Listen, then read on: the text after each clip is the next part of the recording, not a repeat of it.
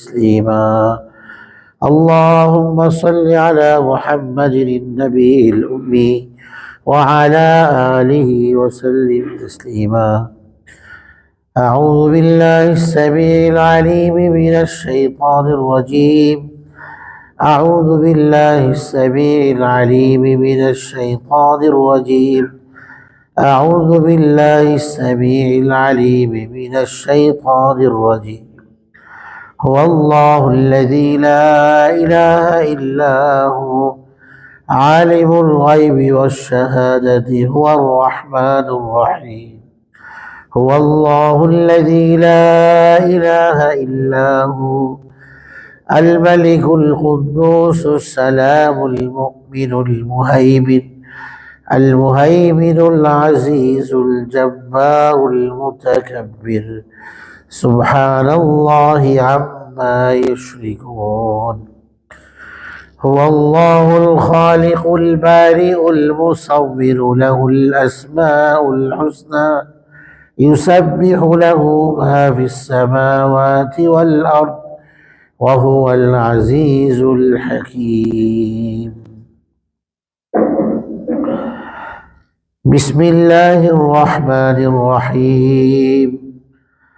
قد أفلح المؤمنون الذين هم في صلاتهم خاشعون والذين هم عن اللغو معرضون والذين هم للزكاة فاعلون والذين هم لفروجهم حافظون إلا على أزواجهم أو ما ملكت أيمانهم فإنهم غير ملومين.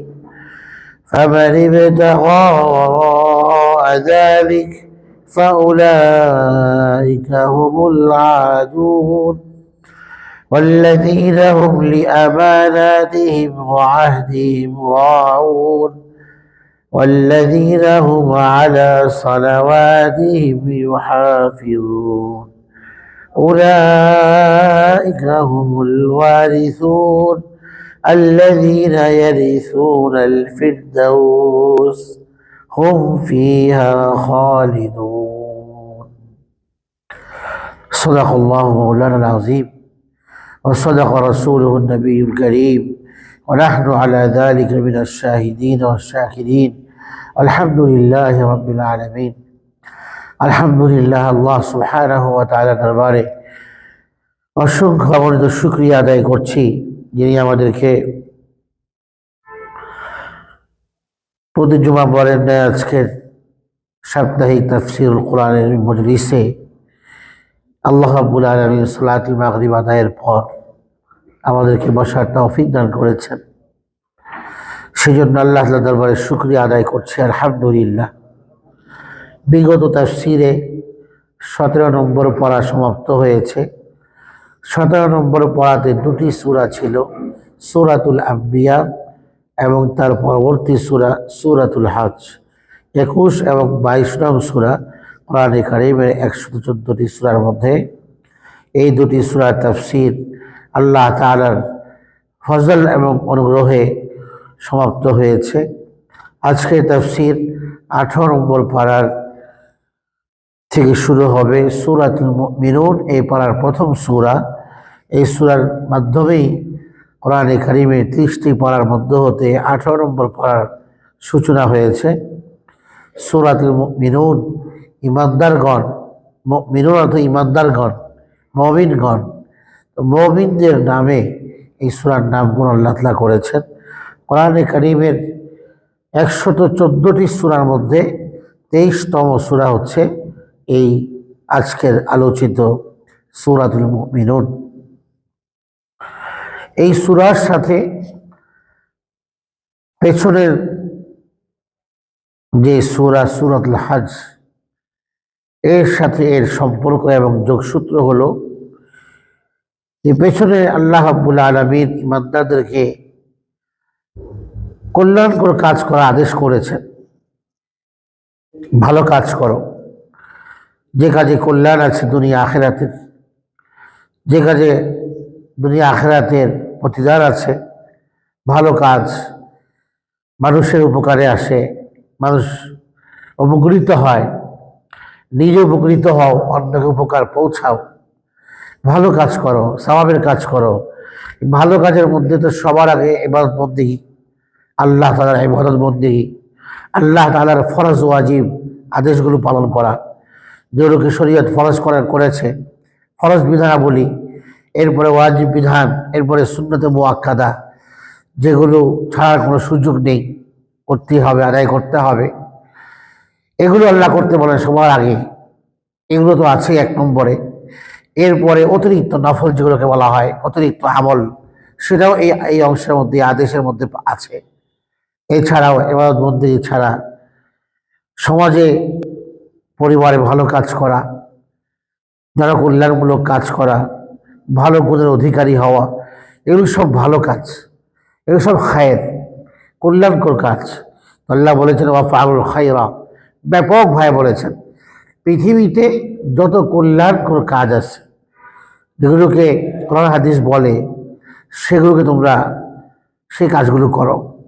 এই কাজগুলো করলে তোমাদের দুনিয়া আখিরাতের সাফল্যের দরজা খুলে যাবে তোমাদের জন্য। অর্থাৎ যদি তুমি সফলতা পেতে চাও দুনিয়াতে, অপার্থিব জীবনে, পার্থিব জীবনে, তাহলে ভালো কাজগুলো করো। ভালো কাজগুলো করলে আল্লাহর রহমত আসবে দুনিয়াতে, বান্দার জীবনে কল্যাণ সমৃদ্ধি আসবে। আর আখিরাতের অপার্থিব জীবনেও তো নিশ্চিত এবং বড় সাফল্য, মহা সাফল্য, যে আল্লাহ তাকে জান্নাত দান করবেন, আল্লাহ সন্তুষ্টি দান করবেন, আল্লাহ তাকে জাহান্নামের আযাব থেকে, জাহান্নামের আগুন থেকে আল্লাহ তাকে রক্ষা করবেন, মুক্তি দান করবেন। তো সেই সফলতার কাজগুলো কি? আজকে সূরার শুরুতে সেই সফলতার কাজগুলোর বর্ণনা দিয়েই আল্লাহ রাব্বুল আলামিন সূরাতুল মুমিনুন এর সূচনা করেছেন। পেছনের আয়াত আল্লাহ রাব্বুল আলামিন বলেছেন, আল্লাহকে যদি তোমরা পেতে চাও, আমার সন্তুষ্টি, আমার নৈকট্য যদি অর্জন করতে চাও, আমার রেজা, আমার তাকাররুব, আমার কাছাকাছি হতে চাও, ঘনিষ্ঠ হতে চাও, তাহলে তোমাদের বাহ্যিক দুশমন যারা আছে, অর্থাৎ কাফের মুশরিক, তাদের বিরুদ্ধে জিহাদ করো।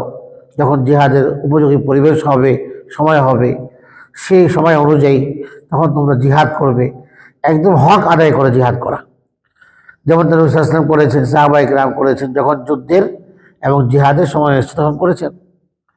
আর তোমাদের আভ্যন্তরীণ একটা শত্রু আছে, সেই শত্রুর বিরুদ্ধে যুদ্ধ করো। সেই শত্রু হচ্ছে তোমাদের নফস, তোমাদের নফসে আম্মারা, যা তোমাদের জন্য বড় শত্রু।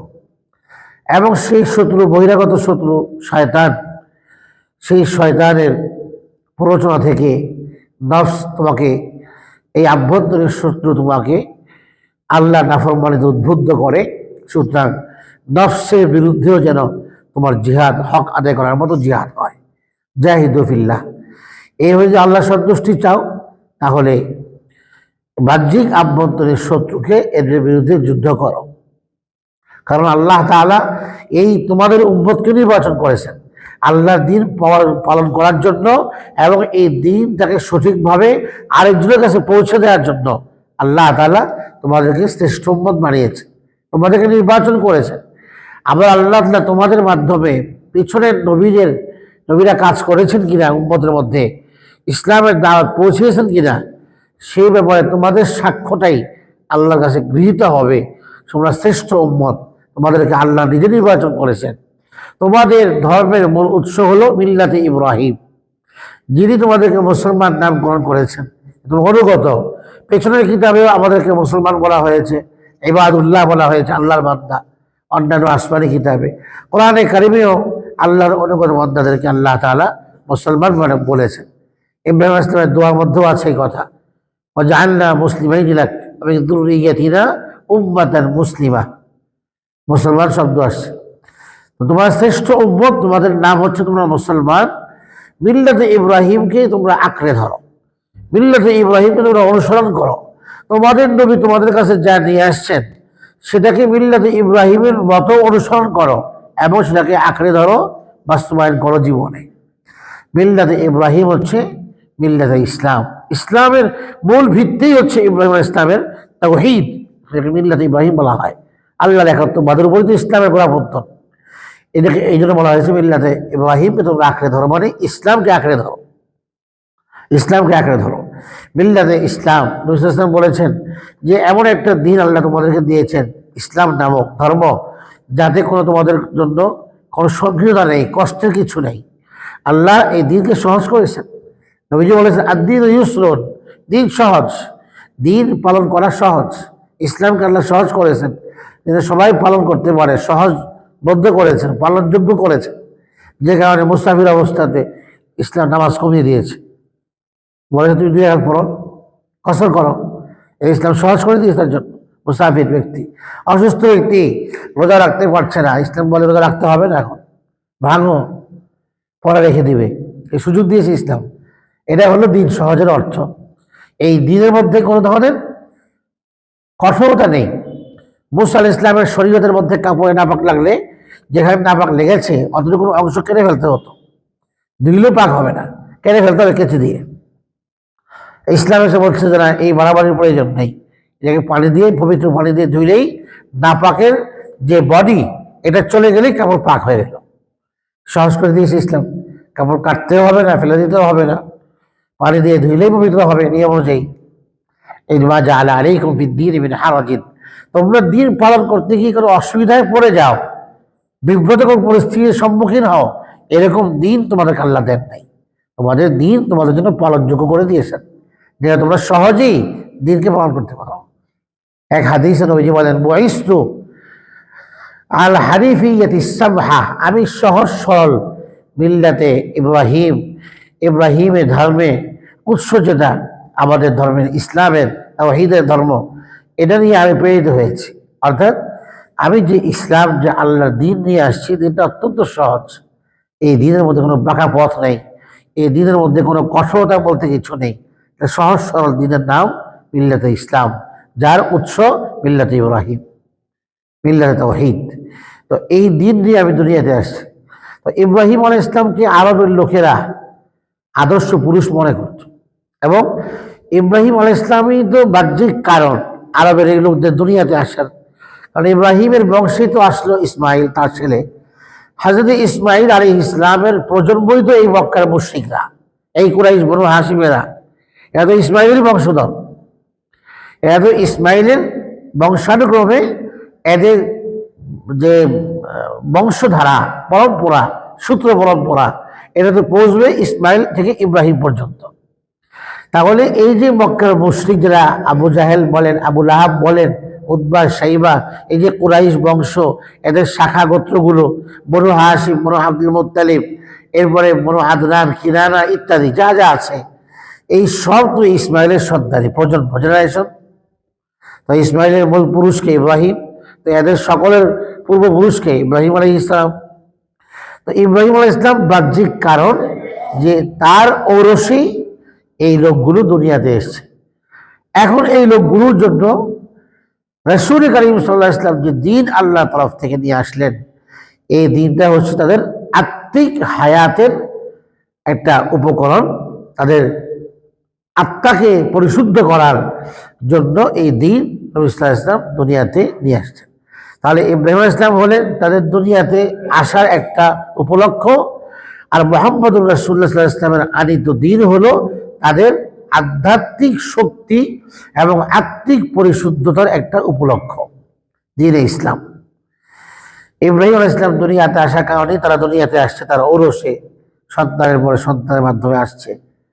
আর আমাদের নবী যে দিন নিয়ে আসলেন, এই দিন সারা পৃথিবীর মানুষ, মক্কার মুশরিক কাফের কুরাইশদের জন্য না, তৎকালীন সময়ের কিয়ামত পর্যন্ত আগত সকল মানুষের আত্মার পরিশুদ্ধি, আত্মার সৌন্দর্য এবং ফেরেশতা সুলভ বৈশিষ্ট্যের অধিকারী হওয়ার উপায়, উপকরণ, পাথেও আমাদের নবী আমাদের জন্য আল্লাহর তরফ থেকে এমন একটা দিন নিয়ে আসছেন, যে দিন ইসলাম পালন করলে, চর্চা করলে, তাকে ফলো করলে, আল্লাহর বিধান অনুযায়ী চললে, বাহ্যিক আভ্যন্তরীণ সব দিক থেকে সে মানুষটা একজন নেককার হয়, আল্লাহর ওলি হয়, ফেরেশতা সুলভ এই নেক বৈশিষ্ট্য, পবিত্র বৈশিষ্ট্য এই মানুষটির মধ্যে জন্ম নেয়, যেমনটা সাহাবায়ে কেরাম। তো আল্লাহ তাআলা মুসলমানদেরকে বলেছেন যেহেতু তোমরা শ্রেষ্ঠ উম্মত, তোমাদেরকে শুধু নিজেদের আমল করার জন্য আমি পাঠাইনি। তোমরা দিন শিখে নিজে আমল করবে, আরেকজনের কাছে সহি দিনকে পৌঁছাবে, তাবলীগ করবে। তাবলীগ মানে পৌঁছানো, আরেকজনকে দিনের দাওয়াত দিবে, ইসলামের সঠিক কথাগুলো আরেকজনের কাছে পৌঁছে দিবে। এই জন্যই তোমাদের শ্রেষ্ঠত্ব। তোমরা শ্রেষ্ঠ উম্মত কেন? অন্য জায়গায় আল্লাহ বলেছেন তোমরা শ্রেষ্ঠ উম্মত এই জন্য যে একে তো তোমরা নিজেরা আগে ঈমান আনবে, ঈমানের দাবির উপর চলবে, আর তোমরা মানুষকে সৎ কাজের আদেশ করবে, মানুষকে মন্দ কাজ থেকে বারণ করবে, নিষেধ করবে। তার মানে যে তোমাদের কাজ শুধু তোমাদের নিজেদের আমল করা তোমাদের নাজাতের জন্য যথেষ্ট নয়, বরং নিজেদের আমলের সাথে সাথে অন্যের কাছে দ্বীনের বার্তাগুলো পৌঁছে দেওয়া, এটাও তোমাদের নাজাতের বড় উপলক্ষ। তুমি একা নিজে ফিকির করবে, তুমি নাজাত পাবে না। আরেক মুসলমান ভাইয়ের দ্বীন ও ঈমানের উপর তাকে আনতে হয় কিভাবে, সেই ফিকির করলে, সেই চিন্তা করলে তখন তোমার এই ঈমান ইসলাম পালন করাটা পরিপূর্ণ হবে। শুধু তুমি নিজে ঈমান আনলাম, নামাজ পড়লাম, আমল করলাম, আরেকজন পাশে বেনামাজি, ঈমান জানে না, ইসলাম জানে না, কালিমা জানে না, হ্যাঁ, তার কাছে গিয়ে আমি ইসলামকে পৌঁছালাম না, তাহলে আমার আমল শুধু এতটুকুই আমাকে নাজাত দিতে পারবে না। আর এদের কাছে আমাদের দায়িত্বই হলো উখরিজাত লিন্নাস, অন্য উম্মতের মতো না। এই উম্মতের অনেক বৈশিষ্ট্য আছে, এর মধ্যে একটা বৈশিষ্ট্য, এই উম্মতের দুনিয়াতে আসার অস্তিত্বের কারণ হলো এই উম্মতের প্রতিটা কাজ মানুষের কল্যাণে তার জীবনটা ব্যয় হবে। এই উম্মতের প্রত্যেকটা সদস্যের জীবন অন্যের কল্যাণে ব্যয় হবে। এই জন্য তাকে দুনিয়াতে আল্লাহ শ্রেষ্ঠ উম্মতের সদস্য করে পাঠিয়েছেন। না হলে তো আল্লাহ পাক চাইলে আমাদেরকে মুসার শরীয়তে বানাতে পারতেন, আলাইহিস সালাম, ঈসা আলাইহিস সালামের অনুসারী বানাতে পারতেন, এরা নিজেরা নিজেরা আমল করত। কিন্তু আরেকজনের কাছে দ্বীনের দাওয়াতকে পৌঁছে দেওয়া শ্রেষ্ঠ উম্মতের দায়িত্ব। নবী চলে যাওয়ার পরেও নবীর উম্মতের দায়িত্ব হয়ে গেছে নবীর আনিত মিশনটাকে সারা বিশ্বময় ছড়িয়ে দেওয়া, ইসলামের দাওয়াতকে, ইসলামের সুবহান শাশ্বত বিধানকে, ইসলামের সৌন্দর্যকে বিশ্বময় ছড়িয়ে দেওয়ার দায়িত্ব এই উম্মতে মুসলিমার। এই জন্য আল্লাহ বলছেন তোমরা যখন শ্রেষ্ঠ উম্মত, তখন তোমাদের কিছু কাজ আছে। তোমাদের কাজ হলো তোমরা আল্লাহর বিধান পালন করো, আল্লাহর শুকরিয়া আদায় করণার্থে যে আল্লাহ তোমাদেরকে শ্রেষ্ঠ উম্মত বানিয়েছে। ফাকিমুস সালাত ওয়া আতুজ যাকাত, আল্লাহর ফরজ বিধান, নামাজ কায়েম, যাকাত প্রদান, সেগুলো করো। আর ওয়াতাসিমু বিল্লাহ, আল্লাহকে আঁকড়ে ধরো, মজবুত হবে, ইসলামকে আঁকড়ে ধরো, আল্লাহর উপরই ভরসা করো। মানুষের উপর ভরসা না করে আল্লাহর উপরই ভরসা করো, কারণ যে আল্লাহর ভরসা করে আল্লাহ তাদের যথেষ্ট হয়ে যায়।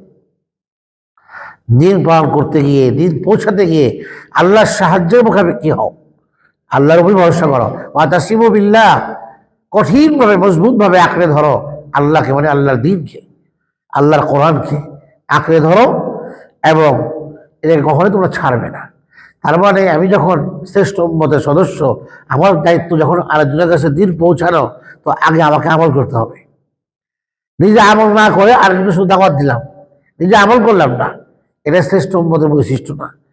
শ্রেষ্ঠ উম্মতের বৈশিষ্ট্য হলো আমি আমার ঈমান ও ইসলাম আগে, আমার আমল ইবাদত বন্দেগী করব, আর পাশাপাশি আরেকজনকে ঈমান ও ইসলামের দিকে আহ্বান করব। শুধু আমি একা আমল করলে এটাই আমার যথেষ্ট না, আবার আমি আমলকে বাদ দিয়ে শুধু আরেকজনকে আমল করতে বলি, নিজে আমল করি না, এইটাও যথেষ্ট না। আল্লাহ বলেন তোমরা যেহেতু শ্রেষ্ঠ উম্মত, আমি আল্লাহ তোমাদেরকে এইভাবে নির্বাচন করলাম, সুতরাং তোমাদের কাজ হলো নিজে আমল করো আর আল্লাহর বিধানকে আঁকড়ে ধরো। আল্লাহর বিধানের মধ্যে এটাও আছে যে নিজে আমল করা, আরেকজনকে আল্লাহর দ্বীনের দাওয়াত দেওয়া। যে নবী করিম সাল্লাল্লাহু আলাইহি ওয়াসাল্লাম যে কাজ করেছেন এবং বিদায় হজের ভাষণে বলেছেন, যারা এখানে অনুপস্থিত, তোমরা উপস্থিত ব্যক্তিবর্গ অনুপস্থিত মুসলমানদের কাছে আমার এই দাওয়াত পৌঁছে দিবে। তার মানে দায়িত্ব হয়ে গেল এটা, অনুপস্থিতদের কাছে ইসলামের দাওয়াতকে পৌঁছে দেওয়া। এই জন্য এক হলো যখন আমি মানুষকে ডাকবো আল্লাহর দিকে, দ্বীনের দিকে, এই দাওয়াতটা ফলপ্রসূ হওয়ার জন্য, প্রভাব সৃষ্টিকারী হওয়ার জন্য একটা প্রক্রিয়া হলো আগে নিজে আমল করব। নিজে আমল করে এরপরে আরেকজনকে এই দিকে আহ্বান করব। তাহলে আমার দাওয়াতটা কবুল হবে সহজে। আমার দাওয়াতে সে প্রভাবান্বিত হবে দ্রুত, সেও আসবে আমার কথা শুনে ঈমান ও ইসলামের দিকে। এটা হলো ইতিসাম বিল্লাহ। আল্লাহ তাআলা অন্য আয়াতের মধ্যে এই কথা বলেছেন যে আমি তার চেয়ে উত্তম কথা কার, আমার আহসানু কওলাম মিম্মান দাআ ইলাল্লাহ, যে আল্লাহর দিকে ডাকে। শুধু নিজে ডাকে, সে কাজ করে কিনা? আল্লাহ বলেন যে না, ওয়া আমিলা সালিহান, নিজে নেক আমল করে। নিজে নেক আমল না করে শুধু অন্যকে নেক আমল দিকে ডাকে না, আগে নিজে করে, এরপরে আরেকজনকে ওই নেক আমল দিকে ডাকে। এইটাই এই উম্মতের বৈশিষ্ট্য। শুধু নিজে বাঁচলে বাপের নাম, এটাই এই উম্মতের বৈশিষ্ট্য না। এই উম্মতের বৈশিষ্ট্য হলো আমি দিন পালন করব, আমার ভাইকে দিন পালনে উদ্বুদ্ধ করব, এবং আল্লাহর বিধান তাকে জানাবো, যা আমি জানি আল্লাহর বিধান তাকে জানাবো। আমি দিন জেনে গেলাম মসজিদ থেকে, আমার দায়িত্ব ঘরে গিয়ে দিনটা পৌঁছানো। এই মাসলাটা ঘরে গিয়ে বলা, আমার স্ত্রীকে এলেম দেওয়া, যে এলম আমি এখান থেকে অর্জন করলাম, এই এলমটা বাসার মধ্যে গিয়ে আমার স্ত্রী, সন্তান, পরিবারের সদস্যদেরকে এই এলেম দিব, আমি বিতরণ করবো। এটা আমার দায়িত্ব।